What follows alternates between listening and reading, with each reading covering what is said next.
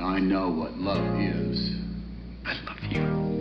You complete me. I may have never been kissed on Notting Hill, but I found a podcast to get my fill. Maybe I'm clueless, but this is good as it gets. Paige, Mikey, and Todd serving the best of my best friend's wedding. Rom-coms, true love, and heavy petting. Be crying on the couch, but we're not forgetting that most of these flicks are trash. We relive it again, all romance in the podcast. As you wish. I've been doing a lot of things. The thing is, I love you. Looks like love at first sight to me. Thank you for tuning into Romancing the Pod. You had us at hello. I'm Paige Wesley. I'm Mikey Randolph. And I'm Todd Schlosser. And this week, Paige made us watch Overboard! And Paige, I think Kurt Russell's very attractive, and I honestly did not have any idea that his nipples had memory restorative properties. I just think that this movie is everything the 80s can deliver. This is like a good Mikey movie. Like if someone made a Mikey movie that was real good, that's Overboard. It's very 80s. It's very 80s. I feel bad for thinking it's good because it's so problematic. Oh, yes. But that's what I mean. It's everything the 80s had to offer as far as gender issues, Yes. rich versus poor issues. It's so much of a mishmash of all those things done in a horribly problematic way. But, they come together to build a mini golf park, and I'm on board for that. In the middle of a field for some reason.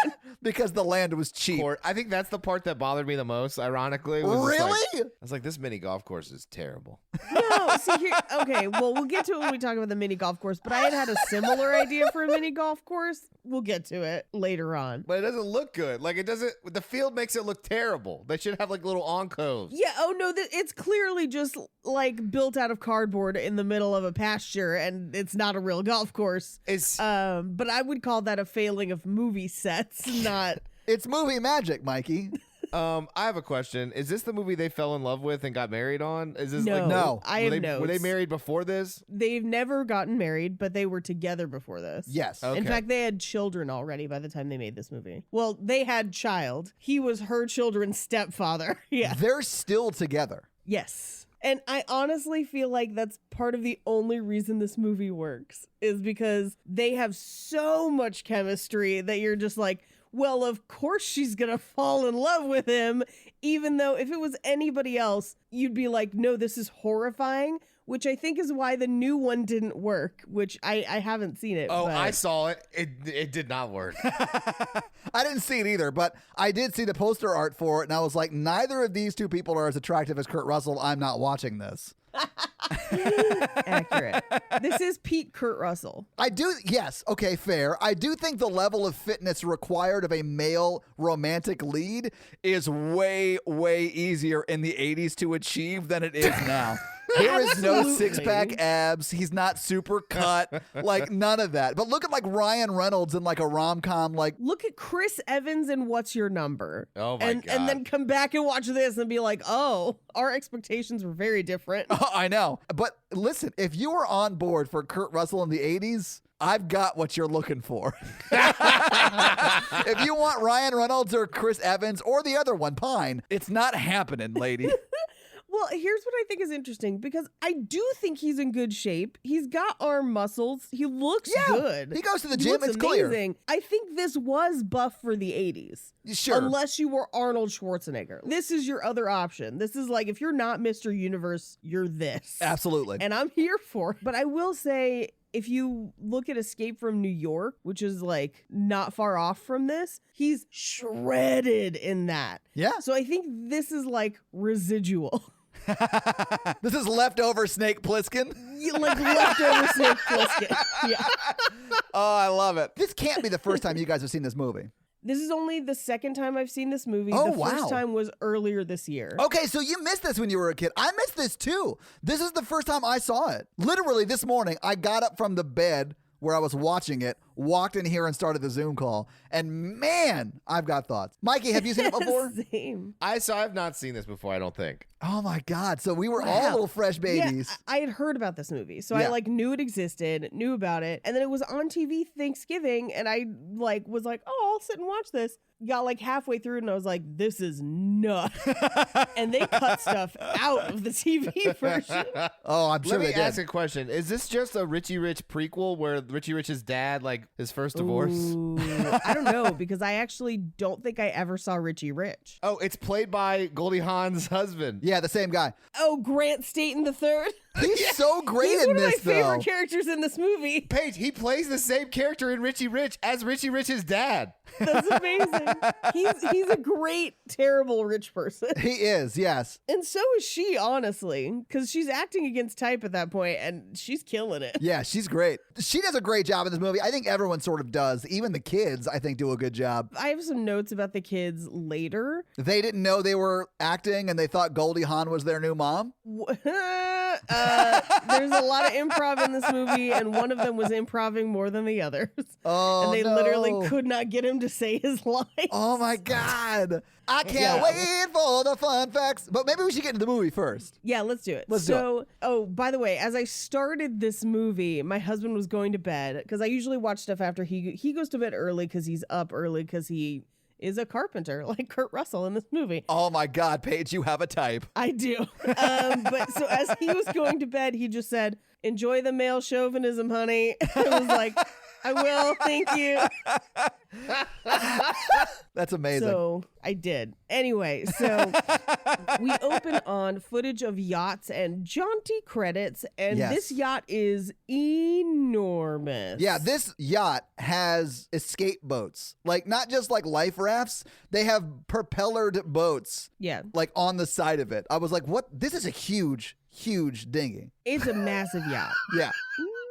Massive yacht. I like the butler character, but like only because like out of nowhere he has like this like really serious conversation with her, and they've literally not talked for the rest of the movie. He has a Dan Levy level conversation with her Yes. at the end of this movie, and I'm here for it. Anyway, they park the yacht in what looks like kind of a backwater. It does Yeah. not look like a place where you'd even be able to park a yacht.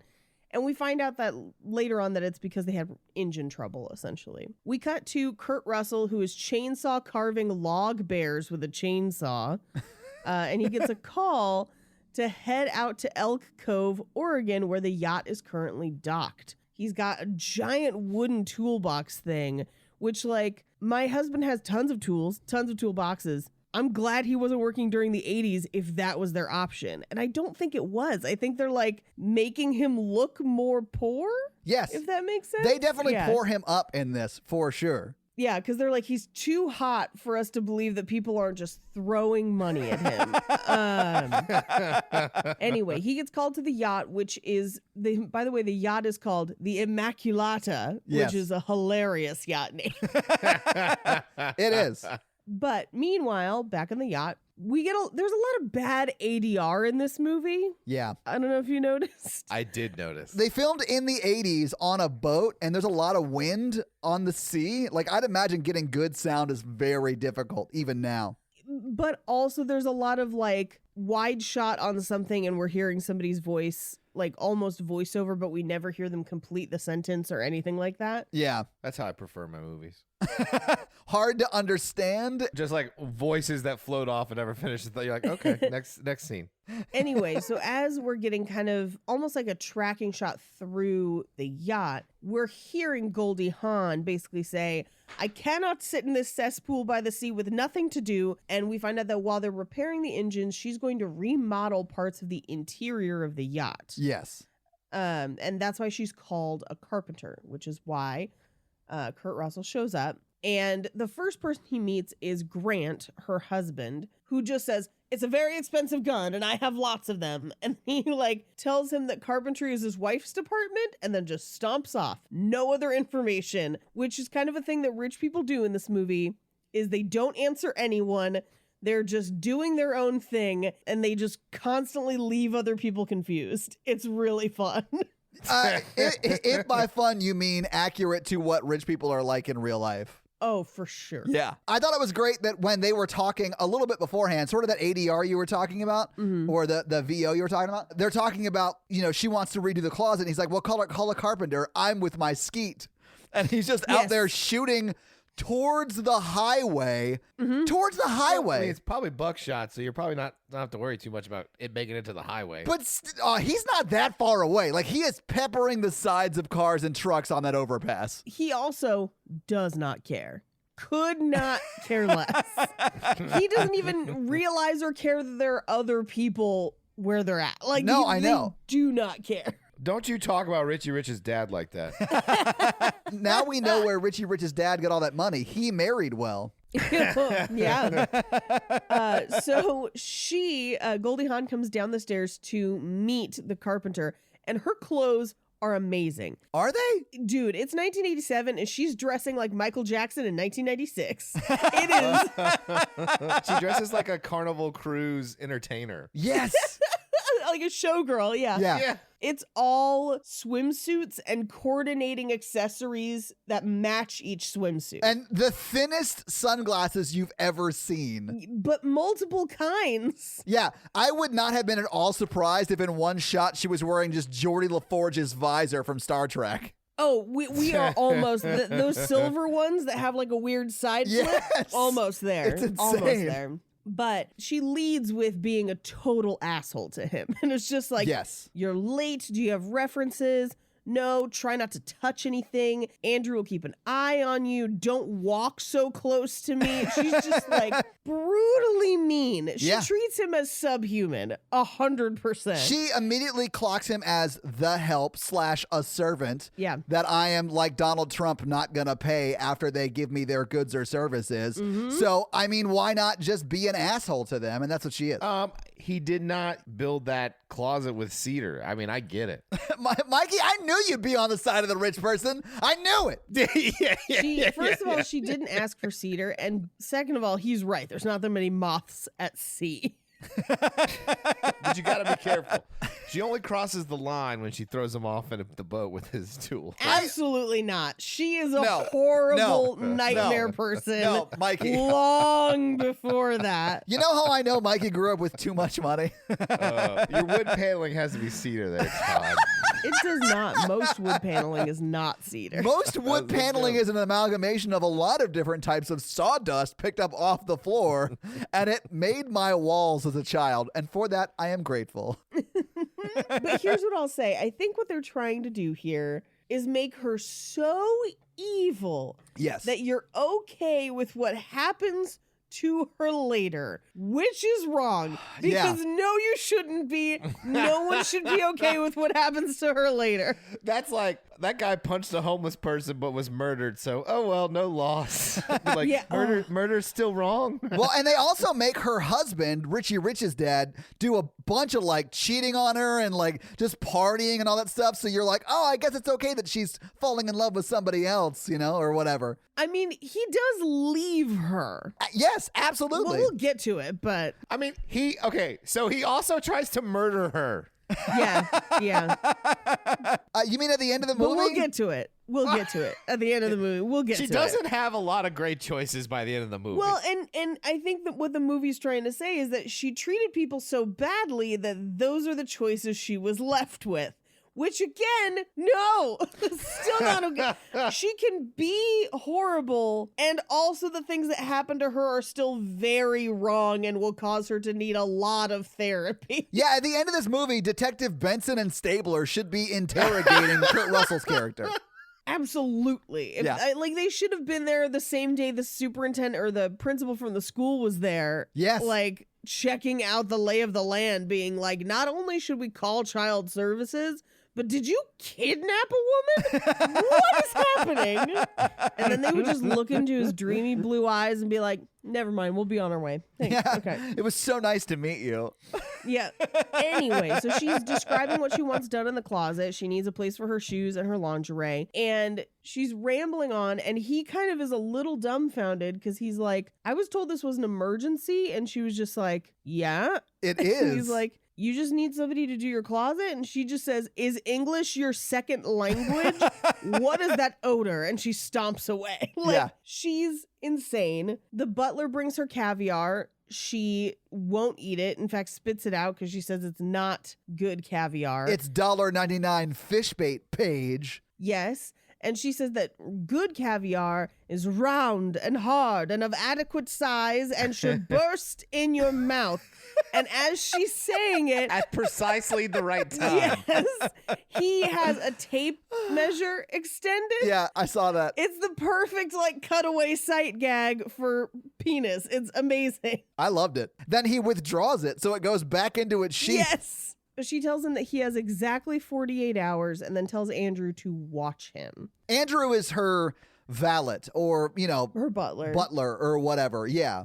We cut to he's working in the closet, but through the window in the bedroom, he can kind of see her out on the deck with Grant, her husband, and can hear everything that they say. And she's almost naked, it appears like, through this section of the film. I mean, she's just wearing like really tight, low-cut swimsuits. It's a thong. She wore a thong. It's high-cut swimsuits. It's a thong, and then it's got a flesh-colored panel. Oh, that's right, on the back. So it looks like she's more naked than she is. Yeah. So she and Grant, her husband, are literally just shit-talking Kurt Russell on the deck. But also sort of at each other's throats. Like, it's clear from Jump Street they don't love each other. Yeah, they dislike each other, I would say. Yeah. Not even that they don't love each other. They hate each other. They really don't like each other. Yeah. And she's constantly on the phone with her mom and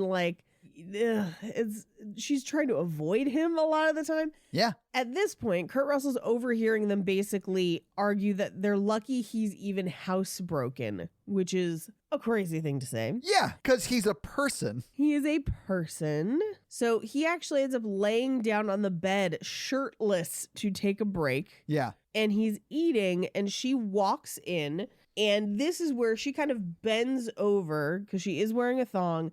With that flesh-colored panel, she looks pretty much almost naked, but this is where he sees her birthmark. Yeah.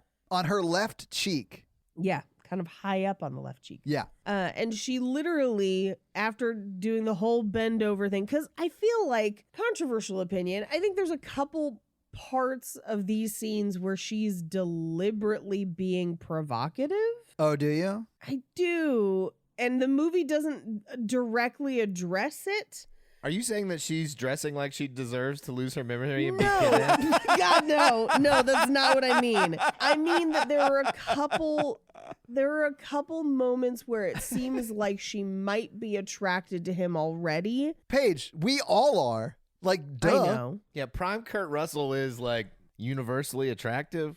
I would say so. But with the caviar, there's a lot of kind of weird sexual tension in their dislike of each other. Yes. I mean, when she was eating the caviar, it's clear what she was talking about, and he was showing her his length. So. Yeah. 17 inches. I mean, that tape measure was pretty far out. I don't know. It's like a disability at that point.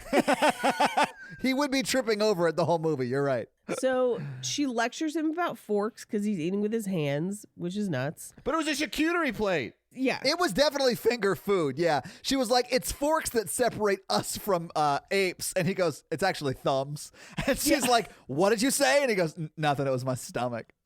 Yeah. Please keep so your funny. bodily functions to a level where I can hear myself think. Yeah, she's ridiculous. She's over the top, man. She is insane. I would have been more mad he was in my bed shirtless. Mikey, would you have? I wouldn't be. I know. I was like, I don't know that I would be. Yeah. Any repair maintenance man who just gets into my bed without clothes on, problematic. If my repair maintenance man looked like Kurt Russell, I'll allow it. I got some other things on my list for you to maintain.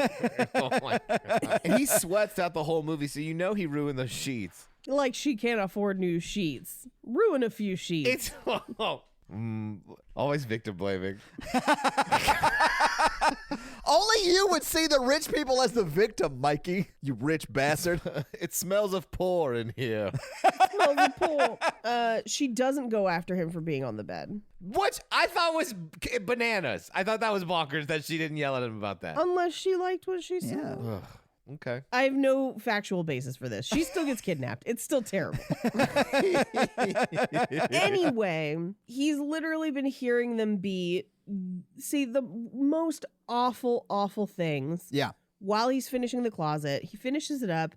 She's on the deck having her nails painted, which is important. And Andrew, her butler, says, would you like me to put your jewelry back on you? And she says, no, I'm still tacky. She goes in to see the closet, and it's gorgeous. The like crank shoe rack, obsessed. Yeah, the Transformers closet is insanely good. And like It's that would be so so good. hard to make. It would be. Especially in 48 hours, he's a magician. He's like a master carpenter. So it makes the whole movie fall apart because he's like, I can't find work. Well, no, he just moved to that area. Like, I do sort of believe that he was just starting up his business and all that stuff. Like, I could sort of see how they were hard up for money. We don't ever find out why he just moved to the area. I think the last person he kidnapped got him in trouble and he had to move away and change his name. But We actually do find out why they moved there. oh, yeah? Yeah, it's in an offhand comment Billy makes later. Oh, I missed it. Yeah, where it's basically he and Billy went to high school together, and after his wife passed away, he'd had trouble finding work, and Billy thought this golf course thing was actually really going to take off and thought that he'd be the perfect guy for it. Yeah. So that is why they moved there. Fair enough. Okay. But he's just starting up his business until they can get the mini putt-putt off the ground. Yeah. So he presents her with this amazing closet, and she's like, what's this made out of? And he's like, oak. Which also, she's been in and out of there the whole time he's been making it. Yes. So she had multiple opportunities to be like, I need this to be cedar. This shouldn't be oak. And she's only mentioning it now that it's finished. Yeah. Paige, and maybe this is just me sort of buying into your theory. I think she's not ready for him to be done with his work, so she's creating more work for him to do. I think so too. I can't back that up. No factual basis in the movie, but Yeah, you guys are projecting very hard in this movie. She still fully gets kidnapped, and, it's a horrible, horrible thing Kurt Russell does, but abandoned and kidnapped. yes. and kidnapped. I would say she expected him to act the way everyone else acts around her, Yes. which is to just do what she wants. Which would have meant that he would have been there longer and would have done the closet out of cedar. It would have been a whole thing. Right. But that's not who he is. No. So he basically is like, well, hey, if that's what you want, I could do that, but it's going to change the estimate because I'm going to have to get all new materials and essentially do the project twice. Again, yeah. It's going to cost you more than twice as much. Right. Which is reasonable when I'm done and you want me to start again. Right. And so she basically says, well, I'm not going to pay for your mistakes. So she's not going to pay him for the work he's already done. Yeah. And he throws everything he's overheard them saying on the deck back into her face. Yeah. And she is like, you were listening. And he's like, yeah, you were yelling on the deck. What You the were fuck? 3 feet from me. How did I not hear you? So Goldie Hawn fires him and he's like, okay, fine, I'm out of your hair. Just pay me what you owe me Yeah. for the closet you have. And instead she has them start the engines on the boat and starts throwing his things overboard. And he gets in her face Yeah. and is like, you're so bored that you have to invent things to bitch about. I mean, this is so true, though. Like, he calls it Yeah. very accurately here. Absolutely. He goes to take his tool belt off and she freaks out like he's going to molest her. Or worse. Yeah, or worse. Yeah. Little does she know, it's foreshadowing. Oh, I mean, yeah. So problematic. But so she tosses him and his tools overboard and she calls over the side, I'm not bored. I'm quite happy. Everyone wants to be me. Yeah, she's the worst. But she throws, like, he loses all of his tools. Like, he loses Yeah. everything here. He loses everything. We cut back to him talking to his friend, basically like, I need a steady job. I don't have tools. And he's like, well, if we can get this golf course deal, it'll be fine. And he's like, if I can hang on that long. Yeah, he's like, I don't even know if I can make it till we get that deal. Like, best Yeah. case scenario, I'm fucked. Right. We cut to Goldie Hawn's character sitting and talking with her mother on the phone, basically recounting this encounter with Kurt Russell. And her mom is like, why do you care so much what this essentially servant said to you Yeah. that you fired? And I think it's because what he said to her is true. You know, it's one of those things where you're just like, am I bored? Like, oh no. She chalks it up to, I think I'm just about to have my period. And her mom is like, well, then you should go to bed for 2 days, which is, wouldn't we all love to? Don't women just hibernate during their period? I would love to. Is that an option? Because I'll take that option. It is when you're yacht rich. Yeah, if you're yacht rich, apparently it is, yes. Yeah, because I could just sit in bed, eat pizza, and watch Terminator and be perfectly happy. God, that sounds amazing. Doesn't it? So she says on the phone to her mom, Grant mentioned having a baby again. And her mom says, but if you have a baby, you won't be the baby anymore, which is a bonkers dynamic. Well, yes, it's a bonkers thing for your mom to say to you. Yeah. Right? Because then she's speaking from experience and you can tell she's jealous or mad or whatever. Like, Yeah. It was uncomfortable. We're hearing about Grant mentioning having a baby. And what we find out later in the movie is that he's probably doing this to cement some money for himself. Oh, yes. Kurt Russell gets back to his house, heavy quotation marks, because it is a shanty. And It is not great. it's bad. And as he's pulling up to the house, a woman runs out of the front door covered in toilet paper, claiming that they were going to cover her in kerosene and light her on fire. Yeah. To which he responds, well, yeah, the twins are in an arson period. I've got 2 fire extinguishers ready to go. I did love that so much because I was like, oh, I went through an arson phase. So, like, yeah, I get that. And if I had a twin to yes and my arson phase, that house would have been on fire when he arrived home. Well, we find out that this woman is the principal of the local school. Yeah. And they're getting ready to start school. And so she basically is like, where's your wife when all of this is going on? And he just drops the bomb of, oh, yeah, she died 3 years ago. Yeah. The reaction the principal gives is so astoundingly callous. Yes. Because, like, any normal person, if you had, like, I'm a widower, just, like, dumped on you in a conversation, Yeah. would immediately stop and be like, I am so sorry. I didn't know. I do have to let you know that I'm kind of concerned. So can we talk about maybe some things that we can do to make this easier for you? Yeah. And also your children? Like, Here is your CPS representative who will be checking in on you. Like that is Yeah. what should have happened. Yes. and instead she's like, you're a bad father. Gets in the car. But there will be no consequences for it. Callous public servants are realistic, and I'm here for it. Oh, but as she's driving away, he's like, I can't keep a babysitter or a nanny. They drive everybody off, basically. And also, he doesn't have the money to hire somebody. He can't afford it. He's in over his head. Yeah. So we cut back to the yacht where Andrew the butler is listening to music in the kitchen with headphones. Yes. And upstairs, Joanna and Grant aren't having sex because allegedly she's constantly on her period. I love it. He was like, you can't have your period every week.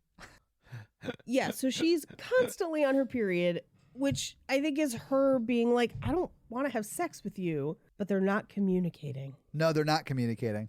And I don't know if he's bad at sex because he does bang it out with a bunch of like young hot things later, but That doesn't mean he's good at sex, Paige. It means he's rich and he exploits those women. He's a That's terrible person. They might just not have a lot of chemistry. I think God, that's... Mikey, why do you take the rich people's side every time? I also think Mikey's right. I don't think they have chemistry. I'm just saying 2 people can be bad at sex with each other and then good at with other people with sex. That is true. You absolutely could be great at sex and just with someone else, the sparks aren't there, you know? Yeah. So they're not going to have sex Also, why not? Is that a reason not to have sex? because you're on your period, only if you're an amateur. Thank you, Paige. You gotta get your red wings, Todd. I'm the one saying that, Mikey. But like, if she's not into it, obviously no. If she's a headache or whatever, like those are the excuses that you go with. Like that is just her putting it on him to not want to do it, right? I'll just do what I do, which is like, your mouth isn't on in your period.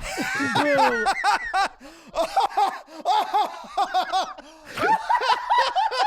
Sorry. I'm leaving that in, Mikey. I'm leaving that in.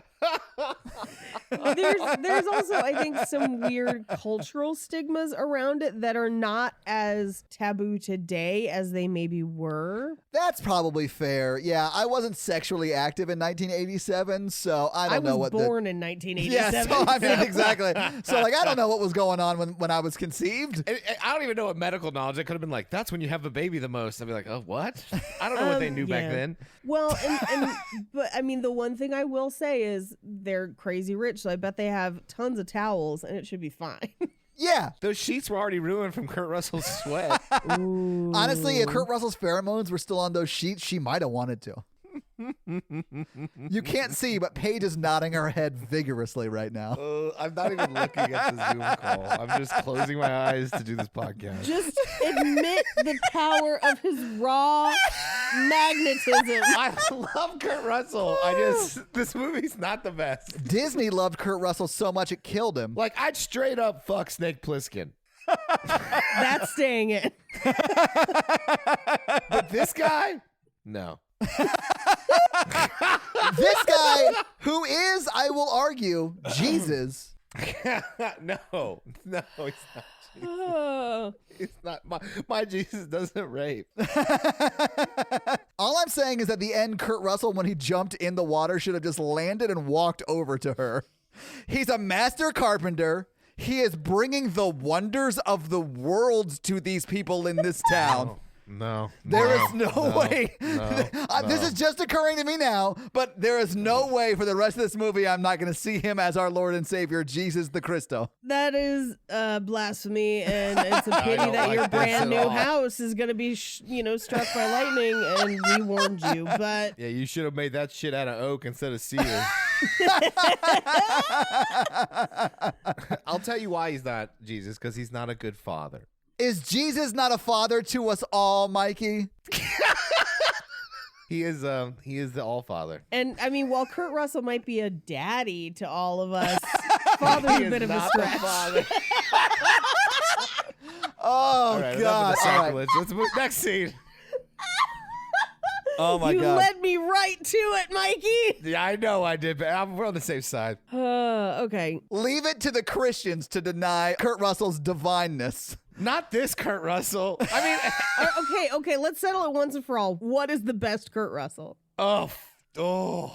this is a good one. I think The Thing. I honestly, I've seen almost all of his movies. I've never seen him better than he was in The Thing. I think The Thing is. There's no, real, sexy shots in The Thing because it's Yeah, cold. he's wearing too many clothes because it's Antarctica. But he's still sexy with that many layers on. Yeah. I know. A feat that Todd cannot pull off.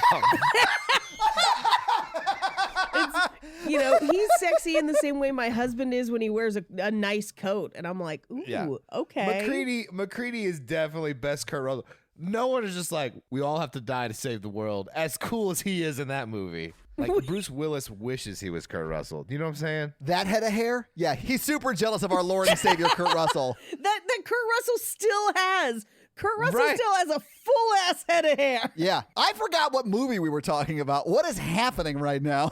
Overboard. We got distracted by Kurt Russell. Yeah, we got Overboard on our Lord and Savior, Kurt Russell. Good. No. God damn it. Anyway, so she left her ring on the deck. She's going to go up to get it. And Grant won't go get it for her because he's too busy watching to see who's in the top 10 yachts. Can I ask something really quick? And this is mainly just for you, Paige, because Mikey is alone. When you're in bed with your husband and it's like you're about to go to sleep and you're like, hey, would you go get me like a soda or a water or whatever? Can you make us some popcorn? Does he always say yes to that? No. Oh, well, maybe it's just me. Well, it depends. Here's the thing. I would say... Paige does not have an anxious attachment style. She has a secure attachment. Yeah. Yeah, I actually in therapy learned that I have a dismissive avoidant attachment style.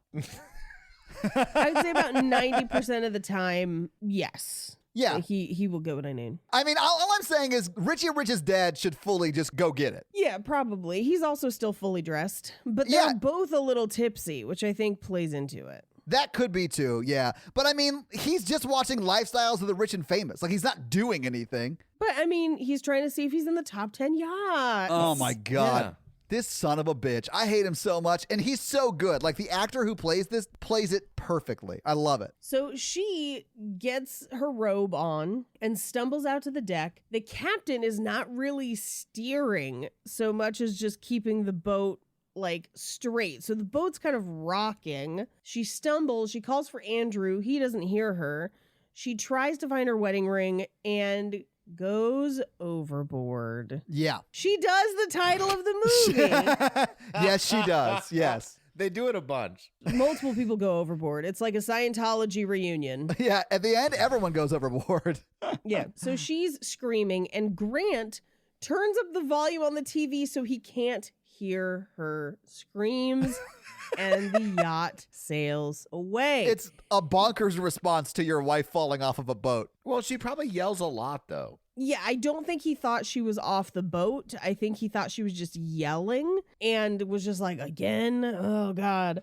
But here's my question. We do establish later that it's right around midnight, and then she's picked up by a garbage barge not long after that. But she'd probably die, right? Realistically, if somebody went overboard on a yacht in the middle of the night in the middle of nowhere, you're full Natalie Wood at that point. Like, I would think more than likely she would die because that's the Pacific Northwest, so that water's real cold too, right? yeah. But she's in good shape. She's in the prime physical specimen of her life. She could paddle for a long time. She could float for a long time. So if the water wasn't too cold, she could possibly survive. Okay. But also, she had to like lose consciousness for the amnesia, though. Well, they also say she bumps her head when they pull her onto the garbage barge. Can you imagine she survived all night and then like the last thing she remembers is being hit in the head as she's getting pulled up on a garbage barge?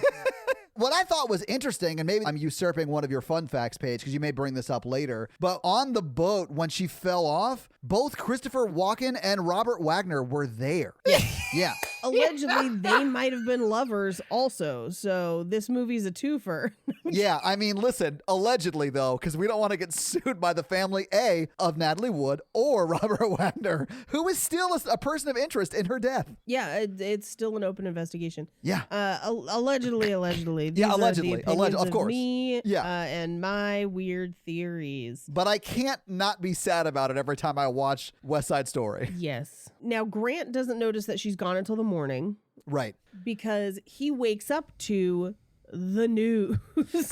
The most laid-back news organization on planet Earth. I love this literal mom and pop news TV station. Their whole background is a like pinboard. It's like a cork board. Yeah, it is. I'm talking more about the way they record. They're like, apparently this woman lost her memory. She's kind of a total bitch, but if he recognizes her... And it's his wife. He throws to his wife. And I can only imagine his son is holding the camera like on his wife. It's so funny. Like that is one of the most, I think, funny, understated moments in the movie. Very much. We've also got Hector Elizondo playing a Portuguese man for no reason. Okay, so when I saw him, I was like, oh, he's great. He can do much more, and he does go on to do much more. But then in the movie, he sort of explains how they rescued her and how she was sort of mean to them. And then he goes on to say, I only collect garbage for money. I'm actually a singer for fun. And he just starts singing super loudly in her So face. funny. It's so funny. It's very, very funny. Yeah. But that's when Grant wakes up to the news and they're interviewing Goldie Hawn's character and she doesn't remember her name. And the conversation that she has with the reporter passes the Bechdel test. No way. I can't believe this movie passes the Bechdel test. That's I was insane. shocked and astounded. And I was just like, this movie where a woman gets kidnapped and forced to do domestic slavery, Yeah. which they fully recognize as domestic slavery, He even says, I have a slave. passes the Bechdel test. For those of you wondering, this is why the Bechdel test is not complete. You know, it's just one metric to look at when we're looking at diversity in movies. It's honestly the lowest bar. Yeah. So this movie met the lowest bar and then also kidnapped Goldie Hawn and forced her into slavery. And then she fell in love with her captors. Somebody get Jamie Loftus. I want to talk to Jamie Loftus about this movie. So she's still mean as always. She kept her personality, Yes. which is great. She tells the reporter that she has a horrible wig, which I find amazing. Okay, I need to interrupt this podcast. There's a way to do this sort of movie without being super problematic. Nope. No, let me set it up for you. Oh, Mikey. Okay. Kurt Russell and her do not meet before she loses her, Okay. and she is just shown in scenes being mean to people and kind of bitchy. Loses her memory, washes up in this like poor town, and then this like family takes her in. Then the rich stuff comes into play. Now it changes the concept a little bit, but it does remove a lot of the felonies. It does. It reminds me of another movie similarly problematic that I've threatened to make you guys watch before, which is While You Were Sleeping. But there's no rape in While You Were Sleeping. Like, it's less There's not. problematic than this. Yeah, there is rape in this movie. Yeah. Which they're not going to call it what it is, and it's shot as a very loving sex scene. However, Yeah, my mouth was on the floor when they did that. I was like, are they having No, this is not good. Anyway, let's cover it when we get there. we cut to the hospital where Grant shows up, and they're like, "Is this your wife?" And he's like, "I've never seen that woman in my life. Bye." Like, he just sees her yelling at people and is like, No, did you hear what he yelled at the crew? "Oh, that my wife has left me. Let's go." Yeah. And everybody like parties immediately. And I was Yes. like, wow, that's amazing. Everyone's happy she's gone. I love when you see him on the local news walking away from the hospital. He's literally like, "Get away from me. Don't show me on camera. They can't be footage of this." I love that. But then we cut to her in the hospital where she's like, "How do you not know what's wrong with me? I can't be in this semi-private room." I love it. She yells at her roommate. She's like, "You snore." And her roommate just sticks her tongue out at her. So insane. I mean, they do give her a private room, and she threatens to sue. She says, "I don't know who I am, but I'm sure I have a lawyer." We cut to the bowling alley where Kurt Russell is fixing the ball return, which to me suggests that he's not only a carpenter, he's like a handyman. I got the impression he takes like odd jobs. Like he is just roaming around Nazareth or wherever they are, fixing things for people and just trying to make the poor folks' lives better. Are you pitching like a New Testament prequel Yes. that goes Yes. in between Guys. the old and new, like New Yes. Testament Rogue One? Yes, 100%. The Incredible Jesus. Yes, thank you. That was the name. Yes, Mikey, you read my mind. He's literally going town to town in his sandals, just walking. Every episode, he solves a new thing for a local person. It just makes their life better. It's like a combo of Hercules and This Old House. No, it's a combination of Jesus and the Incredible Hulk TV show from around this time period. You don't want to see Jesus when he's angry. You just flip a table and then repair it again. Don't take him around a bank page. He'll get very triggered. So Kurt Russell fixes the ball return, and the waitress comes by to tell him that his lunch is on the counter. He goes to sit at the counter and sees through the kitchen window where they like put plates up when they're done. Yeah. He sees that there's potato chips, asks if he can have some. So he leans through the window to grab potato chips and sees on the TV in the kitchen the news report and tells his friend, like, "Oh, that's the girl. Like, that's the woman who ruined my tools Yeah. and was mean to me." And he's basically like, "I've got a plan to get my money back." Which at first I thought he was going to hold her for ransom. That's what I thought. Which honestly, better plan. Yeah. But instead, he goes to the hospital and pretends to be her husband. Yep. They literally ask him no question. Like, minimum amount of questions. No paperwork, no marriage certificate. Wait, are you telling me that just knowing someone has a birthmark on their left butt cheek is not verification that you are their husband? It's not. No. What I'm telling you is everyone at this hospital was so ready to get rid of her that they just pawn her off on him. But also, the cop gives him her underwear and he says, "Yeah, I bought these for her at a garage sale." And it's very clear that the cop wants to keep them. Yes. But he takes them anyway. Which is weird, right? Back in the 80s, there was more people giving each other underwear, I think. I've seen this happen a lot in 80s movies where, like, a girl will just hand a guy the underwear, and I'm like... You're just referring to 16 Candles. That's the only time And that's this happened. movie, I mean, and then, like, there's another underwear scene in this movie that gets... I mean, there's a lot of underwear in this movie. And other movies. Name one other movie. Wild Things. He takes that girl's underwear in Wild Things. Oh, okay. That's weird, right? Yeah, panties are kind of gross. They're by our butts. Anyway, the hospital basically gives her away. He forces a kiss on her. Ugh. And they say he could be a stranger, but he seems to like you.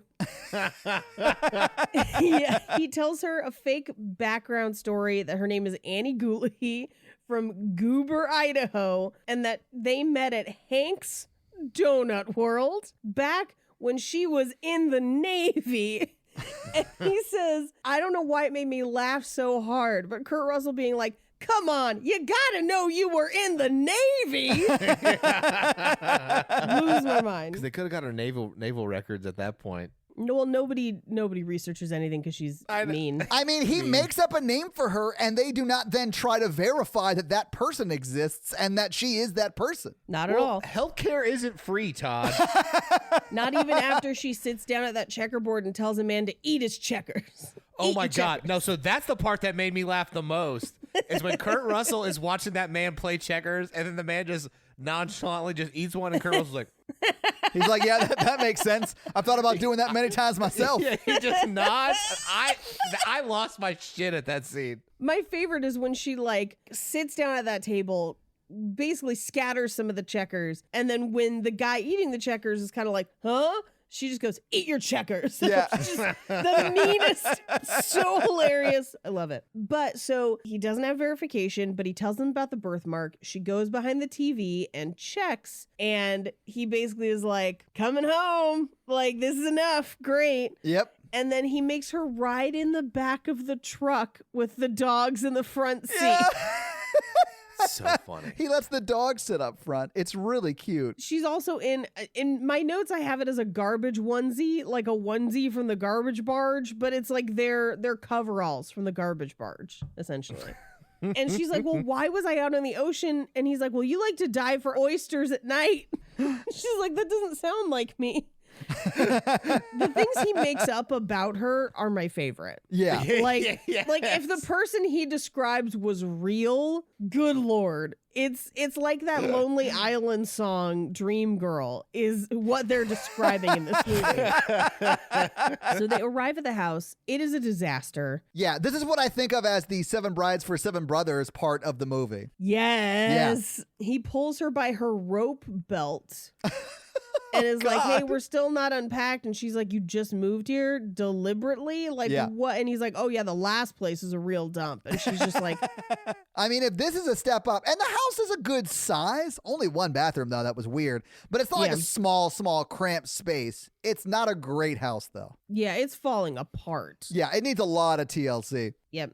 So he shows her around the house. We find out that everything in the house slants down towards the bedroom, or as he calls it, the magic room. Yeah. He introduces their bedroom like every douche that was ever on Cribs. Not like me when I'm like, this is where the crying happens. Here's where I'm alone with my feelings. Here's where I question my existence. Here's where I wonder if I will die alone. And here's where I just stand up and yell because I wonder why they made the movie Remember Me. It's just a cork board with pictures of the towers and red string. So as he's showing her around, all of the kids come crashing down the stairs and they are nightmare children. Yes. And she's like, these are not mine. I'm pretty sure I would remember if I had 3 kids. And he's like, 4, duh. The kids, we find out, bought her dresses at Salvation Army, but they didn't choose any sizes, so none of them fit. Well, he didn't give him the size. And he probably didn't know. I mean, Yeah. I mean, you could have said she's a tiny lady. that's He fair. knew I mean, she was a tiny lady. either way, he tries to blame the kids, and it's fully not the kids' fault. No. Yeah. Yeah. But what's funny is that, so she's coming home to what is ostensibly her wardrobe and none of it fits, which is like biggest red flag. Such a red flag. Okay, so let's talk about the children, because I never learned the names of the children or anything, but I did like the one who only spoke in a Pee Wee Herman voice, and I was expecting a Pee Wee Herman cameo throughout this whole film. I have notes about the Pee Wee Herman child. Oh, later on. no. They couldn't get him to stop doing it, could they? She's nodding her head. We'll talk about it later. Anyways, he tells her that the reason her dresses don't fit is because she lost a lot of weight and she used to be a hunchback. Yeah. So she used to be shorter and fatter, which I just want to say, Kurt Russell married her back when she was short and fat. Yeah. And as a person who was both short and fat, it's just nice to know I would have had a chance. Honestly, listen, Paige, I think you still might. Probably not. I don't think I do. But that's No, he's fine. been with Goldie Hawn for 37 years or something crazy like that. Besides, I have my own store brand model at home. Oh, that's true. That you did marry a Kurt Russell. Yeah, a newer version. Yeah, that's fair. Yeah. Yeah. That's why I am on the record saying that if you ever leave Jake or whatever happens, I'm going after Jake in a very real way. Be like, can you wear this tank top and answer only to Snake? Here's an eye patch. Yes, because I want to do a Captain Ron cosplay, Oh, no. No, thank you. which is the best Kurt Russell. We haven't even discussed Big Trouble in Little China. Best Kurt Russell. That is a really great Kurt Russell, personally. The problem is, Paige, they're all really great Kurt Russells, and it's just so hard to pick. It is. So she's talking to the kids. She doesn't know their names. They have a Playboy that they're reading from. One of them only reads from smut magazines. One of them she calls Roy, even though it's not his name. And then we have the kid that talks like Pee Wee Herman, and she just says, a falsetto child? I can't do a Pee Wee Herman voice. The word of the day is... Yeah. Cherry. But she then asks, do they have a problem with their glands? And they run off, crashing through the house. He calls after them. And then Travis, the oldest one, leans out and says, it's not us, Dad, it's Roy, which is actually a really funny joke. It is, yeah. That just gets buried in this crazy scene. But also, we overhear them. They're trying to make me drink blood. It's your own blood, dumbass. The kids are a whole extra. I love it, though. The kids are great. Maybe just because I grew up in a big family and I was, I guess you would call me the falsetto child of that bunch because I was the youngest. I would. From a mental health perspective, I would say he acts out the most because he gets the least amount of attention. No, I would definitely center it on falsetto, and that's why you sing The Darkness all the time. Touching you. Yeah, absolutely. Todd, we see you in the corner. You don't have to be singing as well. We know you're here. Oh. Anyway, he tells her that, because she's like, oh my God, there's so many of them. And he's like, well, you always wanted 6, so we could just keep trying. Yeah, and he like touches her stomach. He touches her stomach with his foot. Yeah, that's right. Yeah. It's insane. It's crazy. And Snake Plissken never misses. Oh. That's why I think at the end of the movie, she's already pregnant with that little girl baby. I think so too. We'll get to it. Stop it. Anyway, he tells her that they take after her mother. We just hope they don't grow up to be lushes too. And she's like, my mother's a lush. And he's like, was, honey, cirrhosis of the liver. Oh, God. And she's like, and my father, and he's like, oh, he's still alive. He's got like 2 more years till parole. Basically, like your dad's in prison. But then he tells her that the doctor says you should get back to your normal routine. So do what you normally do. And she's trying to make a chicken with the feet on, by the way, which you can do, but like that's not the norm. Usually you'd cook the feet separate if you're going to cook the feet at all. But she doesn't know what she's doing, which is clear here, right? That's what they're playing at. Yeah. They're also feeding the turtle chocolate milk, and he's like, that turtle's going to get sick again. I'm just like, that turtle's going to die. What happens in this house? They're all playing the spoon nose game while she's just like tossing vegetables into a pot haphazardly. Yeah, which you don't want to eat what she's making. No. Also, to cook a chicken like that, it's going to take hours. Like, they're sitting at dinner to eat now.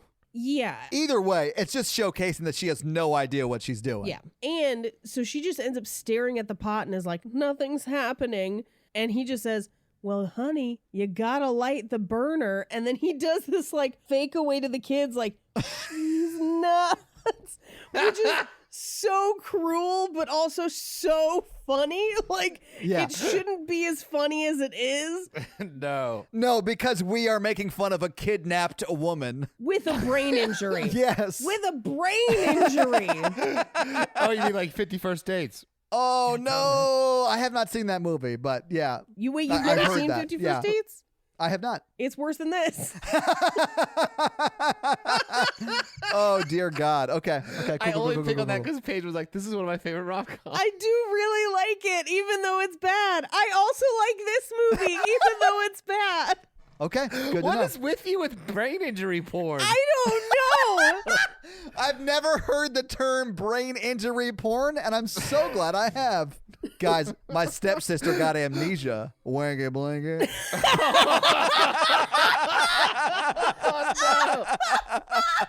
These are the thoughts you put in my head, Mikey. I blame you.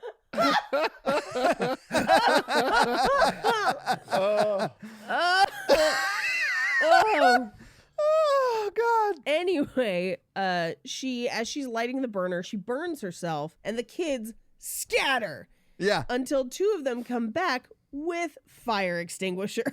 The two that were mentioned before, and they like spray her down. It's so funny. And Kurt Russell just says, "Way to hustle, guys." Yeah.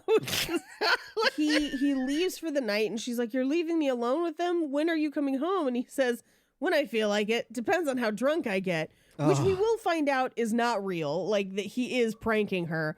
But also, she's a kidnapped woman with a brain injury. Yeah. And he's acting like a bad husband. Like, it's so many things all at once.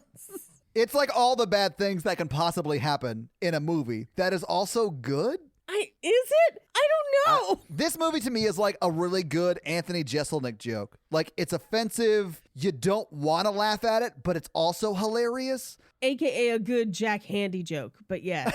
That's a good Jack Handy joke. Okay, yeah, that's also fair. Jack Handy's amazing. But yeah, so it feels like that to me. Yeah. Like, I've always been afraid of clowns. I don't really know why. I think it goes back to this time at the circus when a clown killed my father.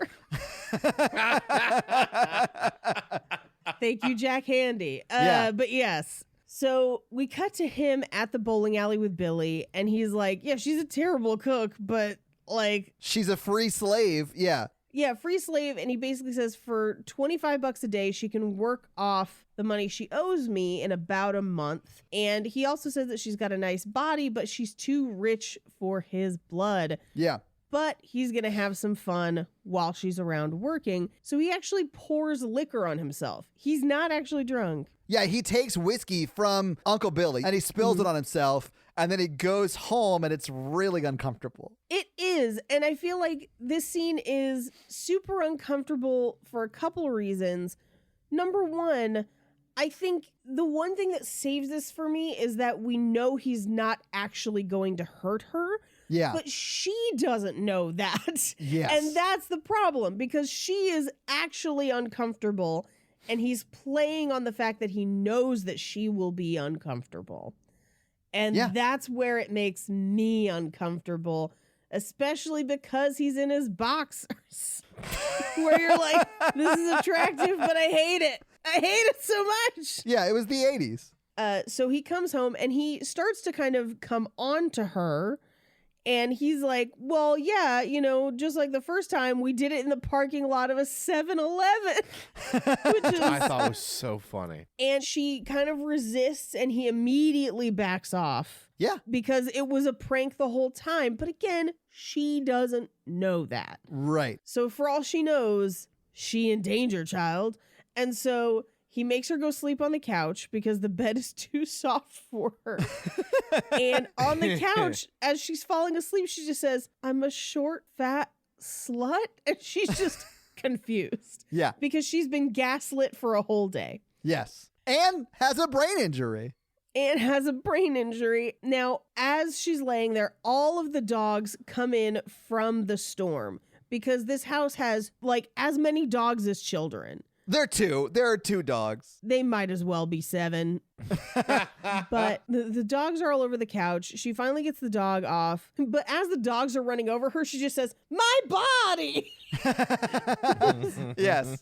Then the roof starts leaking. So she ends up falling asleep holding pots to catch the leaks. She's not sleeping. Right. That's like water torture. Yes, it's like a POW camp. Like Yes. she is, woof, it is bad. And I know we joked about CPS, but like this house may not be up to code for children to live in. Yeah, I don't think so. No, it's not. That's probably why he got it for a steal, because he was like, I could fix it up, but then he does no work to fix it up. Well, and we find out later it's because he's crazy busy, but that's going to be much later in the movie that we find it out. Yeah, but he wakes her up by like sticking his hands in the water pots that she's been catching the rain in and then flicking it in her face.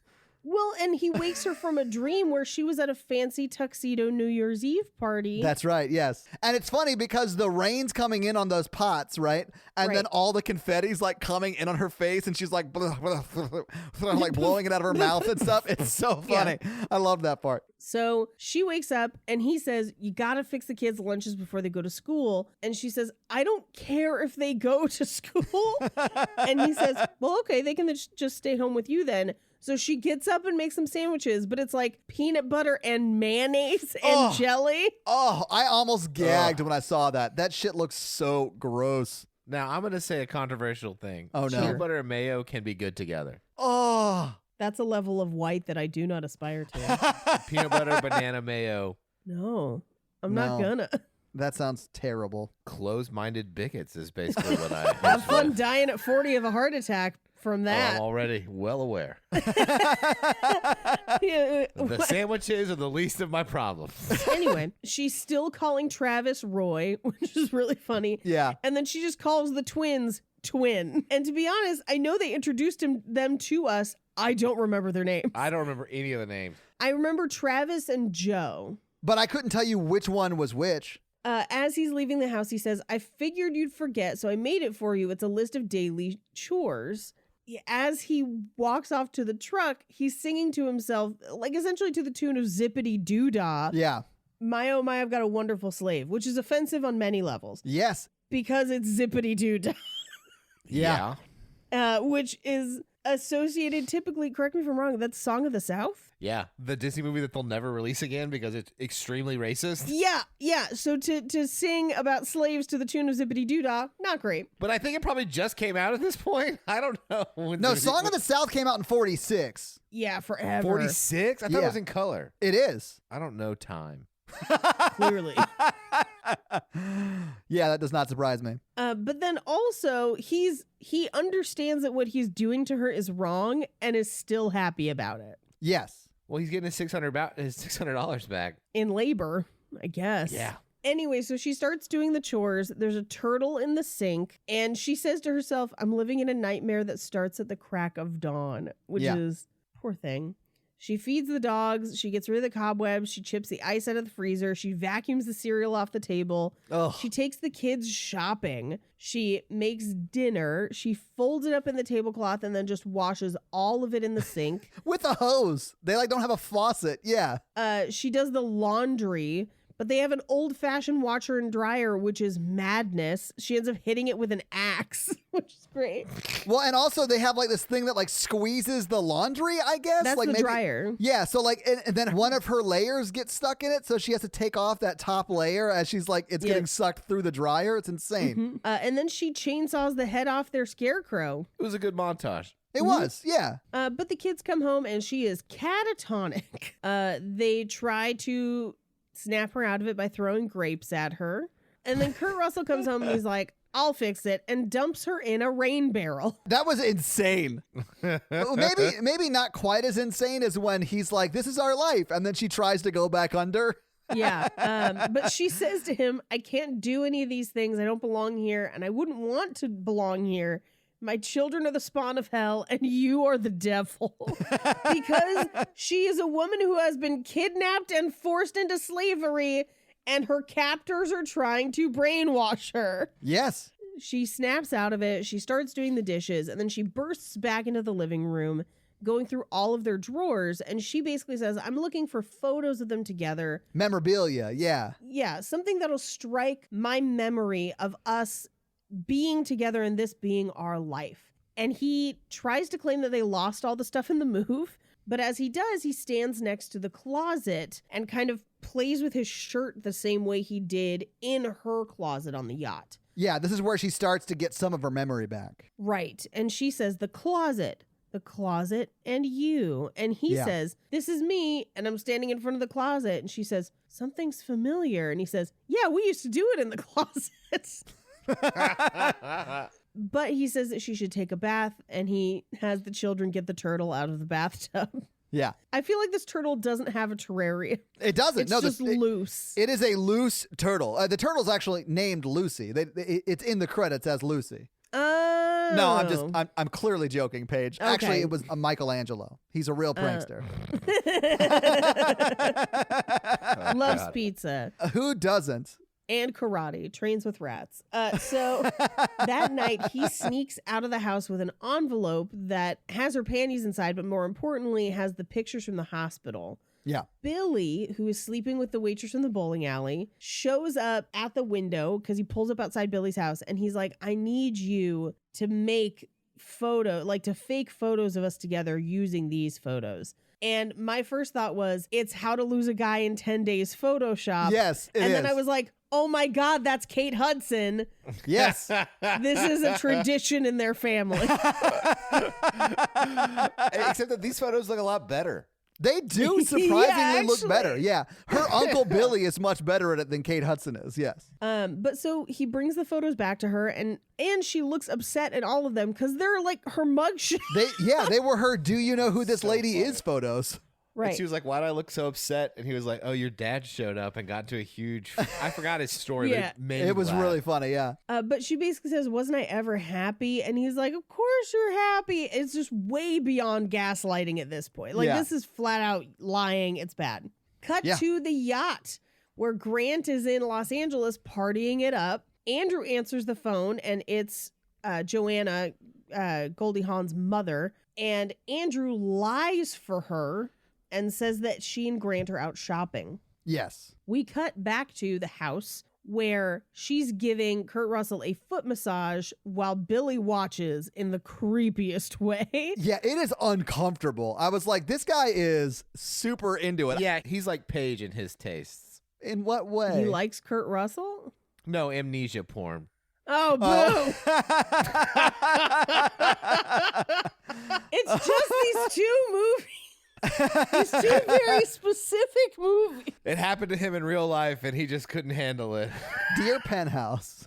I never thought it would happen to me. I do love Kurt Russell's explanation is, oh, yeah, you used to date him in high school. Wait, you don't still have feelings for him, do you? Like, turns it back around on her. It's so evil. Oof. But as it's going on, we see that the kids are kind of plotting something. So she goes to bring Billy another beer and they demand a dessert. She has chocolate cream pie. So she goes into the kitchen to try and serve the chocolate cream pie, but the twins have put glue on the bottom of the plates. Oh, it's so So funny. they stick to her hands.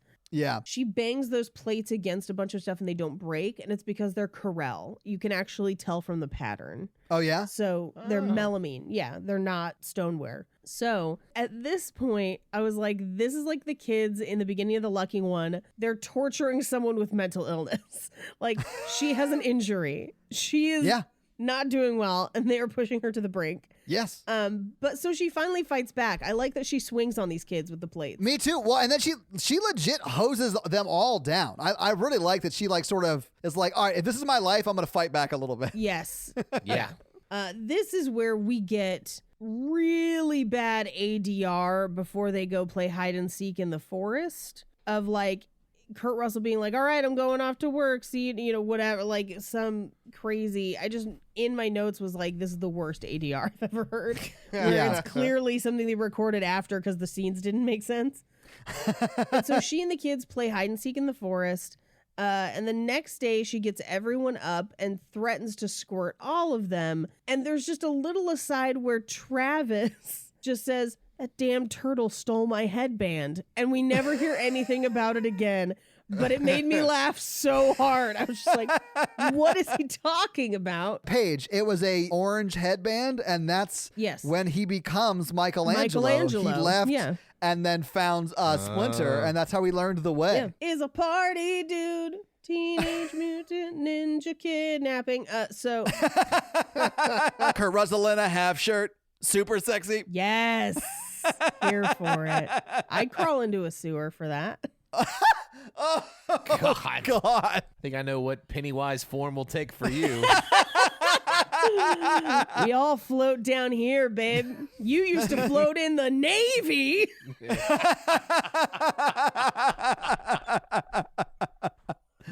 Oh, dear God. So she goes to school where for a second I was like, how are they all in the same class? But then it's the placement exams. Yeah. And it's that same principal lady who's like, they have deficient parental guidance and they were pretending to be sick and their father isn't concerned about their welfare, but he's also a large child. And it's at this point that Goldie Hawn notices that they all have head to toe poison oak and are in need of actual medical assistant. And she goes full Karen. She harnesses all the wrath of her rich lady meanness and just unleashes it on this lady. And it's great. It is great. And Kurt Russell like overhears it all. Yeah. From the criticism from the principal to Goldie Hawn standing up for the kids, like all of it. Yep. We cut back to the house where she's helping them treat their poison oak, and we find out that little Joe can't read and that the teacher makes fun of him for not being able to read. Yeah. Which is brutal. Like, as a teacher, no, not okay. It is not okay. You're right. No. I mean, but if he did use that Pee Wee Herman voice all the time. It was the best of times. It was the worst of times. I can't do Pee Wee. We cut back to the house or downstairs in the house where Kurt Russell's going out again. Yeah. And Goldie Hawn is like, not tonight. We have to talk. And he's like, no. And she's like, no, we got to talk now. Yeah. First of all, stop calling me Sugar Lips. I have a name and it's Annie. And you can't just leave when things get complicated. So essentially she's demanding that he be an equal partner in the relationship. Yeah. Rightfully so. Yeah. If they had a real relationship and not a whole, And kidnapping. if he wasn't her captor. Yeah, I get it. If she wasn't a woman with a brain injury who has been kidnapped and he is really brainwashing her and she has full-blown Stockholm syndrome. If all of that wasn't true, then this would actually be a good example of talking about equitability in a relationship. Yes. She also tells him, because he's like, hey, I'm their pal. And she says they have enough pals. They need a father. Yeah. And he tries to tell her that it's none of her business. And she says, my children are none of my business. And she's kind of confused. So he just leaves. He's like, great. Now I'm late. I gotta go. Yep. He comes home after, and the fridge is fully stocked and organized. The whole kitchen is clean. It's actually really nice. And he goes to find her on the couch to thank her. And she just says, Don't look at me. Don't look at me. And he kind of pulls the pillow off of her. And she also has poison oak. Yeah. And he says, no one cares what you look like. Normally you look really pretty. You just don't right now. And then she also gets very sad that she lost her wedding ring at sea. Yeah. Which is kind of sad that, because she doesn't realize that A, it's back on the boat, and B, that she doesn't have one for him. So yeah. But so he carries her to bed and actually takes care of her. But also she's still a kidnapping victim and he's her captor. It's bad. She asks him to tell her something good about her past. And he tells her a fake story about how she saved somebody at Burger Boy from choking on a fry and became the Burger Boy Employee of the Month. And I was really proud of you that day. And he even says, I mean it. I mean it. And she says, you can be quite charming when you want to be. Oh my God. So we cut to, they're having a barbecue and playing volleyball in the backyard where everyone seems to be getting along. She's asking Billy questions about kind of when they used to date. Yes, back in literally. the day. She goes, yeah, when did we start dating? And then Kurt Russell hits Uncle Billy in the head with the volleyball and says, let's eat. Yeah. Just trying to change the subject. And she overhears them talking about their ideas for a mini golf course. And Billy's idea is terrible to model Sink it 'em after and drink 'em. Yeah, model it after different kinds of breweries. And she suggests a Seven Wonders of the World themed golf course, which leaves 11 holes left. It does. So hear my idea out. Okay. As a joke, I used to do it as a bit. I don't do it anymore, but I pitched the idea of a Olympic mini golf where your host country has to build a mini golf course of all of their national monuments and places of interest, and then you have to play through it. I like that. So every 4 years it's a different one, and then it would stay in that country or whatever forever. But yeah, mini golf would have to be an Olympic sport at that point. But I think that'd be really cool, and maybe people should do it. But anyway, I'm with you, Paige. Anyway, so as she's telling them about all of the different parts of this golf course, she ends up speaking French naturally. And she says, I must have learned that when I was in Paris. When was I in Paris? And Kurt Russell's like, in the Navy, duh. Duh. Duh. But so this is where they get the idea of the 7 Wonders of the World golf course. And he asks if she'll draw him pictures of the stuff that she's talking about. This is also where we hear that Travis found a girlfriend and his younger brother is like, don't knock her up. Travis is 13. In some place in the country, they start young. Still good advice. When I was in the 7th grade, an 8th grader got pregnant. Oh, God. Yeah. She had amnesia, Paige.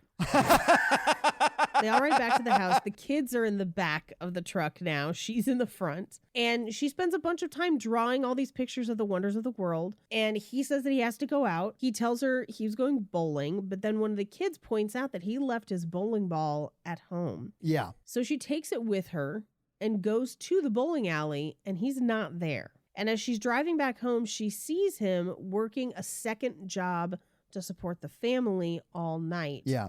At a fertilizer and fish guts factory. It's just like it's a smell bad factory. Yes. From Acme Industries. Do you want to smell like shit? Come work for us. Yeah. So the very next day, he's going to pitch their idea for the golf course. So they use her drawings at dinner and he comes home and it turns out they got the money. Yep. So they're going to build this huge project. They got paid for it. They go shopping the next day. They start construction on the golf course. She watches one of the twins' inventions, which is when the toilet flushes, the blinds go up. Yeah, whatever, man. Although we do see one of his subtle inventions earlier, and that's when Yes. she opens the door to wake them up. His blanket gets lifted off of him by every 4 corner. It's so Yes. cool. It's very Swiss Family Robinson style invention. Very much. And at this point, Kurt Russell is like, I have to tell Annie the truth. It was okay in the beginning, but now it feels like lies. And I'm like, it was always lies. It was lies this whole time. Yeah. The morality here, not so great. Yeah. Meanwhile, she's teaching little Joe to read. And he's like, are you going to leave? And she says, no, I'm your mommy. And he says, sometimes moms leave. And she says, I'm not going to go anywhere. And he makes her a macaroni necklace, which my mom kept macaroni necklaces that my sister and I made and wears them every Mother's Day. Oh, that's Aw. super sweet. Yeah. So the macaroni necklace later in the movie when she puts it back on made me like sob bucket. Oh, no. I think you mean the metaphorical chains of her imprisonment. Yeah, I do. Kurt Russell comes home and the other kids are like, I got a part in the play. I got an A in English. I'm flunking math. A great rule of 3s joke. Yes. And he decides that he's going to tell her the truth. And so he kind of pulls her aside and he's like, I've done something I'm ashamed of. And she says, I already know, because she thinks it's the second job. Right. And she says, you don't have to be ashamed. I'm proud of you no matter what. And he's like, I forgot your birthday. Because he's just like, what do I say now? And she says, it's my birthday. So they go out dancing. Yeah. They're drinking champagne outside. He tells her the legend of a fisherman Arturo. and the 3 honks, Arturo and Katerina, I think is her name. And they end up dancing. And she says, how old am I? And he lies and says 29. I think this is the first time in the movie that she understands that he's lying. I think so too. Yeah. But they kiss and then we cut back to the house where they have sex on the bed, on the floor, then back on the bed again. Yep. It's a whole night fuck fest up in And here. you say sex, but It's rape. It's rape. Yeah. She doesn't know who she is or who he is and has been lied to and doesn't understand the stakes. Is real bad. She can't properly consent because she doesn't know what all is going on. right. The biggest problem I have with the movie is just, this like little bit, like the whole dancing, kissing, sex is the biggest problematic piece in the movie for me. If all of that had happened after she found out, Yeah. I'm fine with it. That's great. Once she has the ability to consent to what's happening, that's fine. That's Yeah. how Yeah. I feel overall about sex. Well, she's operating on bad information. Yes, exactly. So like she can't make an informed decision in this case. So yeah, unfortunately, this is rape. It's a real big bummer in this movie. It is. But I do want to point out something that I think just made me feel great. Because the next morning, when Kurt Russell gets out of bed, he's wearing jeans. Yeah, So I noticed he that. has jeans on in bed. I am Kurt Russell. You've heard it here, folks. Todd is a rapist. You brought it on yourself. No, that backfired so spectacularly. High five, Mikey. And I can't cut He's it. gonna No. cut it out. No. But it's okay. He can't now. It's too funny. It is. Like, we have passed the threshold of when I can cut it out. Damn it, Mikey, you son of a bitch. See, I knew this was coming. I am inside your head. You planned a counter Mikey's joke. playing 4D chess over here, Todd. And I'm over here eating checkers, Paige. I'm eating your 40 checkers, motherfucker. Oh, my God. All I wanted to say was Kurt Russell wears jeans to bed, and so do I sometimes. And, of course, Mikey ruined it for me. I mean, I think his choices to be a rapist and your choice to empathize with that really ruined it. But if you want to blame me. I was just saying that he wears jeans to bed sometimes because, he is not an overly wealthy person. And sometimes you work yourself till you're just tired and you fall asleep in your jeans. I get it. Plus, they're his raping jeans. Oh, my God. Just like Christian Grey. Oh, my God. All right. Well, so he buys her a washer and dryer. Can we just move on? Yes, he does. yes. But also that means that the children walk in on them mostly naked. Yeah. And are like, washer and dryer. And then they're like, get out of here. And they proceed to continue to have sex. Well, and then you hear one of them say, she's got no tits, but she's got a great ass. Oh, I was very uncomfortable.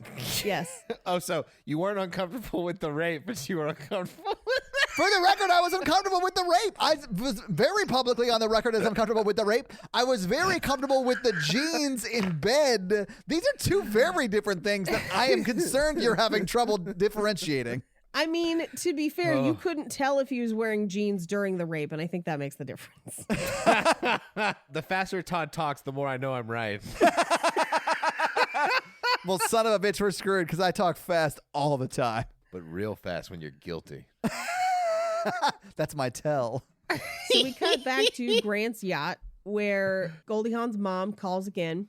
And Grant answers, and her mom, like a good mom. I would say this is like, she's crazy, but this is good mom. Yeah. I haven't talked to my daughter in 2 months. I don't believe you. And if you don't produce her in a week, I'll hire people to kill you.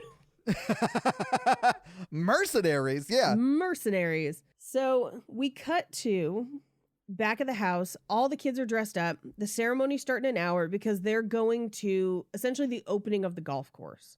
As they're getting ready, they have to take the truck. She finds the panties in the truck and is like, these are not my initials, except that they are. But she doesn't realize that they are. Well, and up to this point, like right before this, Kurt Russell has been talking to Uncle Billy, and he's like, I gotta tell her. I've got to tell her at this point, right?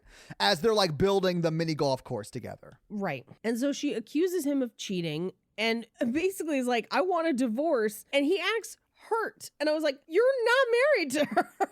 Yeah. She can't divorce what she has not married. This is a lie you made up. Yeah. But so she asks, like, do you love her? Please tell me. And he, and I would say, admitting to loving the real her. Like he's referring to the woman who actually owns the panties, which is her. Yes. He says, honestly, yes and no. More yes than no. Yeah. And he then says, I'm glad this happened. I've been trying to figure out how to tell you this, but these are your panties. We're not married. We took you back here after your head injury, but these are not your kids. I'm not your husband. And she doesn't believe him. And he's like, I'll get the kids to tell you. I love this part because the kids fully are like, no, we're not gonna stop lying for you. Yeah. No, we're keeping her. Basically, Yes. we've decided we're keeping her. So funny. So then, and they basically say, we're not going to let you ruin everything. We're keeping her. And he says, I had my reasons to lie to her. And they say, so do we. We like her. Yeah. So then she confronts Billy. I would say that they have better reasons to lie to her I than would he say does. so too. I would say everyone should stop lying to her though. Yeah, it's wrong, but yeah, theirs are not rapey reasons. So yeah, I like their reasons more. Yeah, they're just children who wanted to be loved. Yeah. So she confronts Billy, and Billy claims that it's his underwear from an assignation he had in the truck. And she says, that makes sense. And it doesn't make sense. It doesn't make sense at all. But you know what? People are like that. They like Yeah. to accept a lie that'll excuse like a really bad thing that they don't want to deal with. You mean like if a person that you voted for mounted an insurrection on the Capitol and you're like, no, he's just playing 4D chess and it's really everyone else who's the villain? Yeah, or like if your like husband cheated on your best friend who was dating your other best friend, and then you had an affair with that best friend, but then you didn't want to stay in the marriage. Yeah. But then you did want to stay in the marriage because it would be more convenient. Yeah. Yeah, just like that hypothetical situation. Those two purely fake hypothetical situations. Allegedly. Allegedly. So, literally everyone except Kurt Russell is lying to her at this point. Yes. Which means that she doesn't believe him. So they get dressed, they go to the golf course. It's in the middle of a field for some reason, but it is a pretty cool golf course. It's just literally in the middle of nowhere. But as that happens, the yacht is en route. Yeah. We cut back to the ceremony where he credits her with basically the inspiration for the golf course. And he says, I love you, Annie. I want you to be with me always. And he got her a ring. Yes, he did. She's fallen for her captors. It's a real Belle move. It is a real bad move. Yeah. And he is a beast, Paige. Dude, I wish you guys could see the way she's nodding, because it is a very, I'd hit that sort of a nod. So they drive back to the house, but the limo is en route. By the time they get back to the house, the limo is already there, and Grant gets out of the limo. And as Annie leaves the truck, she just says, oh, hi, Grant. I just have to put these in some water. And walks into the house and then comes back out of the house. And she's like, I remember everything. I remember it. Grant, is that you? And she remembers who she is, that she has all the money. She runs over to Kurt Russell and is like, I'm cured. I remember again. And she's thrilled. And she says, thank you for bringing here and making me a mother and a wife. But why did you do that? And it's like waves of realization that she's going to have to go through so much therapy. Yeah. And he's going to spend 10 to 15 years in jail. Yeah. Oh, it's 8 to 11 years, by the way. I looked it up. I unlocked a Page fun fact. Thank you. She says, you're that sweaty carpenter who hates me, and these are your children. You tricked me and you used me. Yes. Say something. And he says, Annie. And she says, my name's not Annie, and I don't belong with you, and I don't belong with them. I have to get my things. And they kind of try to stop her, but then Grant reveals that he brought Olaf, who's just like huge. But the kids are like, I think we can take Olaf. The kids gear up in a second to take Olaf. So she walks back into the house / prison and then comes back out and says, there's nothing inside there that's mine. And as she leaves, Kurt Russell says, for whatever it's worth, thank you. Yeah. And the kids chase after the limo as it drives away, and Grant slaps them away from the sunroof. Yeah, no, he gets out the sunroof and slaps them away from the car. Yeah, which is funny until you hear little Joe say, you said moms don't leave. And you're just like, I know. oh, God. Oh, God. She's leaving prison and they're still trying to catfish her. Like,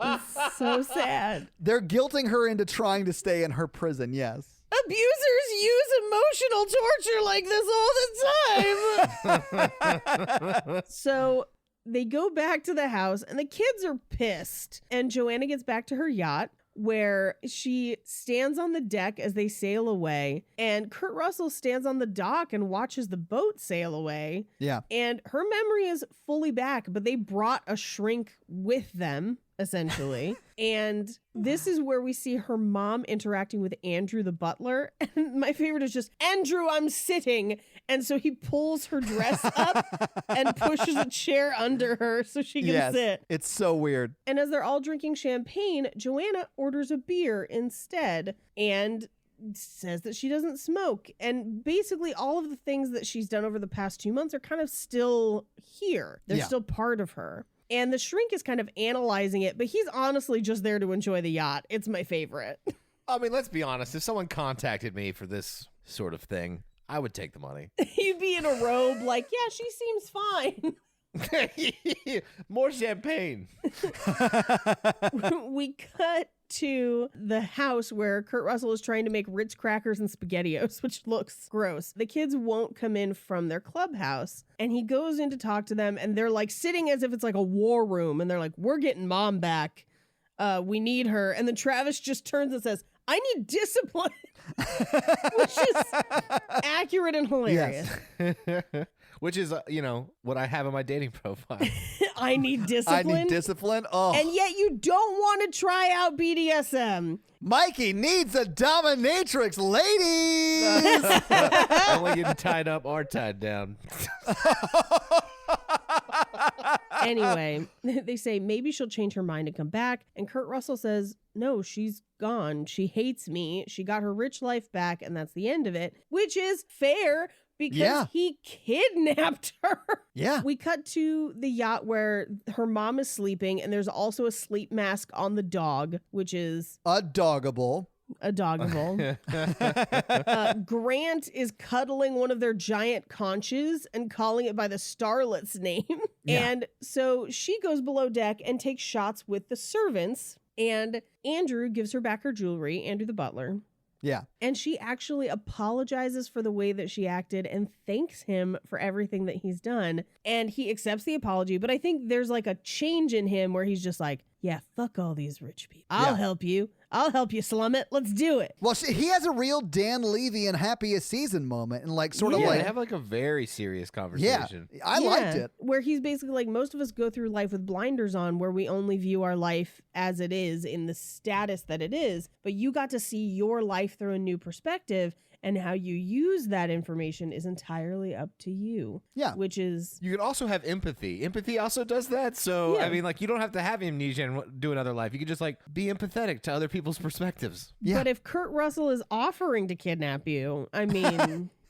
Why turn it down? Just kidding. It would not be a kidnapping. I'd go willingly. So she climbs into bed next to her mom, still in the evening dress that she was wearing. Yes. But then she has an idea. She gets up, she talks to the captain. She tells him there's no time to talk now, but I need to go home, so we need to turn the boat around. So the next morning, Grant looks outside and realizes that the land is on the wrong side of the yacht and they've been traveling the wrong direction for hours. And he finds out from the captain that she turned the boat around. And she says, I want to go back. I'm sorry. Grant takes control of the boat. Meanwhile, we cut back to the mainland, where Kurt Russell is driving back to the house after watching the boat sail away from the dock. He gets to the kids' clubhouse and he just says, Dr. Death, let's go. We're getting her back.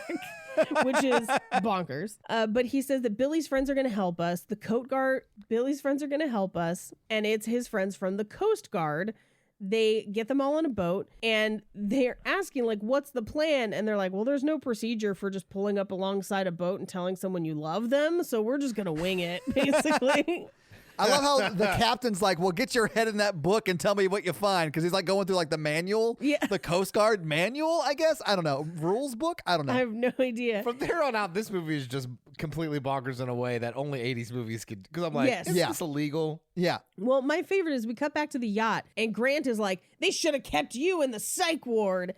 Which is when she realizes that he saw her in the hospital and left her there. Yes. And it's just like, how could you do that to me? And then he's like, that's not all. I cheated on you a fucking bunch. We're at sea and I am a god at sea, which is what he actually says. Yeah, it's bonkers. It's crazy. They call for the doctor. They're both accusing each other of being crazy. The doctor turns to Grant and says, you should probably take some Valium. I don't have any prescription. Oh, just take one of mine. I've got one. It's fine. Just happy to be here. Just happy to be here. She climbs down below and manages to stop the boat when she hears the three honks the same from the story that he told her on her birthday when she was still a captive. Which also wasn't her birthday, but It wasn't her birthday. It wasn't her birthday, yeah. But she basically is like, he's here, it's the three horns. And then Joe gets on the radio and does the Pee Wee Herman voice. And it's just like, Mom, we're coming to get you. And then we cut to the chefs down below and they just say, oh, Pee Wee Herman. Yeah. They're the first people to recognize the impression in the entire movie. So funny. We cut back to the Coast Guard boat where literally everyone standing on the dock has binoculars. All of them have binoculars. Yes. They're all looking at the same time. She rushes through the yacht. She puts on her macaroni necklace because she kept it. Well, and the wedding ring he gave her. Which is not legal. No. They are not married. They are not married, no. And they find out from the Coast Guard that there are salmon poachers, so they have to turn around. That takes precedence over this. And so Kurt Russell calls to her and dives off the side of the boat, so he's now overboard. Then she dives in after him, and they're yelling out to each other, Katerina, Arturo, which is a crazy callback for something that we only heard for like Once. Yeah. once, half a second, a few scenes ago. I completely agree. Started crying at this moment, though. Oh, I sobbed through the whole last section of this movie. What is wrong with y'all? I apparently am cool with kidnapping. That's what's wrong with me. I know. I've known that. How do you think I got Jake? Shh. He used to be a model, and now I'm convincing him that he's just my husband who is a carpenter. I need to get online and like do a reverse Google image search of Jake and see where he's missing from. Texas, don't tell anybody. So they get all of the kids out of the rescue boat. They try to rescue them. They push Grant overboard. Andrew gives his 2 weeks notice, which is pretty funny. He still calls her Annie, which is strange, where it's one of those things where I'm like, I guess Joanna, you could go by Annie, right? Yeah, I guess you could. Sure. So maybe she'll stay Annie. I don't know. But the Coast Guard are calling it out over the speaker. Man overboard is kissing woman overboard. It's a hell of a day at sea, sir. Yeah. Crazy. But they end up back on the boat or back on the Coast Guard boat. Did we glance over the attempted murder? I mean, it's basically in that whole section where she's trying to turn the boat around. No, well, she's out. No, she jumps over. He gets out the bow and arrow to shoot her. He does. Oh, Although but those bow and arrows are all suction cups. They're not real. It would have just like stuck to the back of her head. Like I did not see the suction cup. I completely went through that scene. I was like, he just tried to murder her. And everyone's laughing. Like, what is happening? Yeah, but how funny would it have been, though, if the suction cup stuck to the back of her head? Yeah, no, absolutely. I agree. Yeah. Or go all the way, get the skeet shooter out, and then shoot at them. Yeah. He has a gun on board. Many. It's established. He does not try to shoot her with those. Anyway, they finally get back on the boat, and he says, I can't believe you were willing to give all of that up for me. And she says, well, I didn't. The boat and the money is all mine. And he basically passes out. Yeah, he faints. And we cut to the kids all sitting down writing notes, and he says, did you tell them? And she says, well, yeah, they're making out their Christmas lists. And one of the kids says, how do you spell Portia? And then he says to her, what can I possibly give you ever that you don't already have? And she says, a little girl. And that's the movie. Which we know she's already pregnant with a little girl because Snake Plissken doesn't miss. Doesn't miss. All right, so having seen the movie, having talked about the movie, what do you guys think? Final thoughts? Oof. It's so rough. I feel so bad for enjoying it as much as I do. Yes. It's super problematic and illegal, but yet charming, like Ted Bundy. Oh, yeah. I mean, that's a fair. fair comparison. Wish it was not as problematic as it is, because I do really like it. It's so bonkers. It is a bonkers 80s Mikey style movie that I'm here for. I'm glad I watched. I had not seen it up until now, but glad I watched it. Yeah, I have no interest in seeing the new one. Oh, yeah, me either. It is somehow worse. How? Because it's not as charming. I'm also convinced that the only reason this movie works is their chemistry. Yeah. If it was anybody else, we'd be like, he kidnapped her though, right? But because it's the two of them, we're just like, is it really and kidnapping? They And the like answer love is each yes, other in but real life, so this is Yeah. fine. This is fine. It's fully not fine though. Not fine. I cannot condone any of the activities that happened in this film, and yet I Right. also enjoyed this film. Yeah, that's a good statement for how I feel. But Paige, do you have some fun facts for us? I do. So Nice. Kurt Russell and Goldie Hawn became a couple in 1983, 4 years before this movie came out. But they had actually worked together a bunch before and had even briefly dated before. Really? And they are still together to this day. Yeah. She was 41 when this movie was made, and she Wow. had just given birth to their youngest child, Wyatt, a little over a year before they shot this. Wow. She looks amazing. She looks amazing in this movie. She actually had posed for Playboy only 2 years before, and I don't think she was pregnant yet at the time, but it was like right before she got pregnant with their youngest kid. Wow. She's 6 years older than Kurt Russell. Wow, I did not know that. Wyatt Russell, who she gave birth to a year before this came out, is in Overlord, which is a Yes. movie we did on Horror Virgin. Yeah. So I love Overlord. It's such a Yes, good movie. it's He's so also great. in 22 Jump Street. Yeah, he's got a pretty decent acting career on his own. Yeah. Yeah, they had their kids with them on set at all times. If you don't know who the kids are, she has 2 from a previous marriage. One of them is Kate Hudson. Yeah. And then their youngest son, Wyatt, is a kid they have together. And Wyatt allegedly took his first steps on set. Oh, I love that. I know, it's very sweet. The pickup truck for this movie was then later used in Christmas Vacation, where it's the truck that tailgates them when they try to get a Christmas tree. Oh, no shit. Okay. Nearly every set in this movie is on location, aside from the interiors of the house. So like the bowling alley, the yacht, a bunch of other sets are real places that they just did minimal set dressing. Oh, cool. In fact, the bowling alley, they didn't even dress the set. Really? Yeah, it's just a bowling alley. They It's were just really like- called the Fishbowl? Yeah. That's awesome.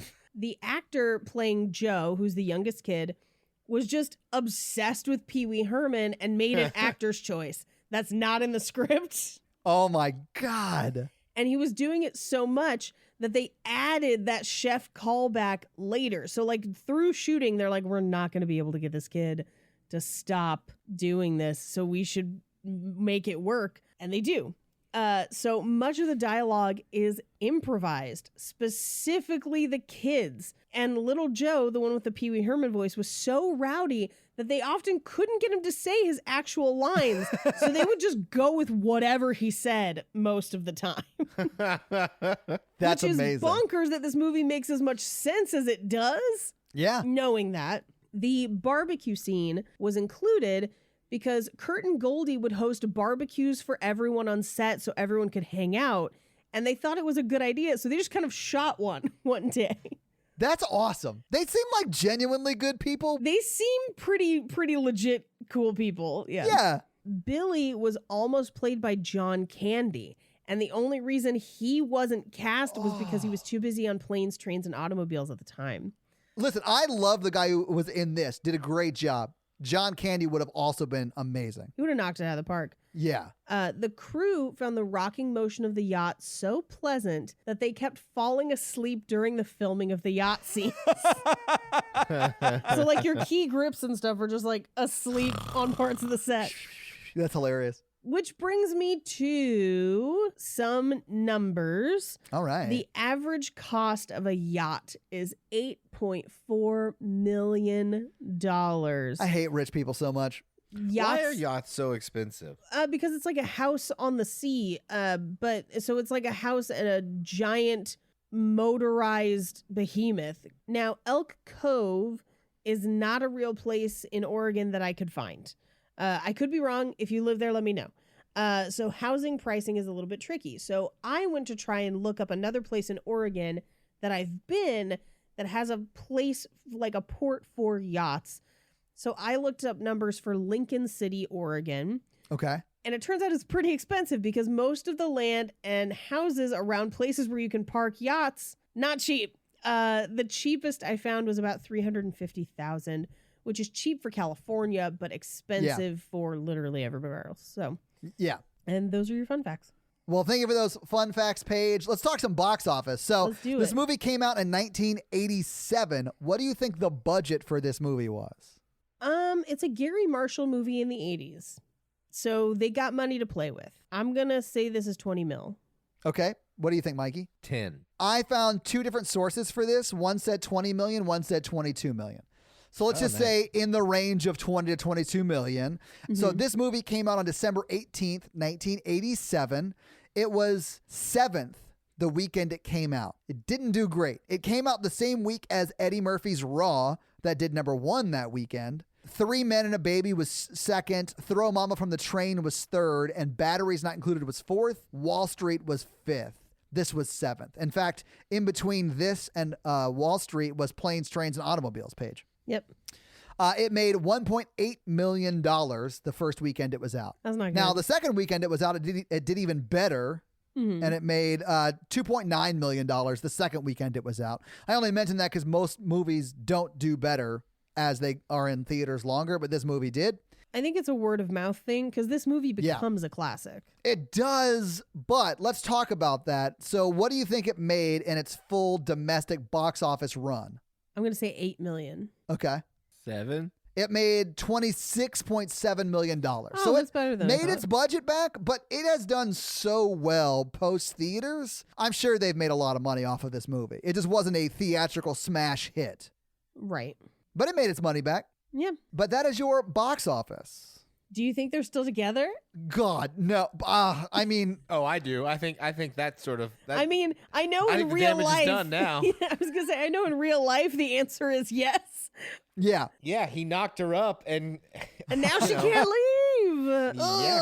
Well, I mean, I would like to think they're still together because then it not justifies. No, it doesn't. I don't know. This is a I don't horrible know that movie. I could ever trust someone again after I found out that they kidnapped me and gaslit me into being their slave. Right? So, like, I Yeah. think no, but the movie would suggest yes. But I think no, I no. think no. I think they are, but for all the wrong reasons.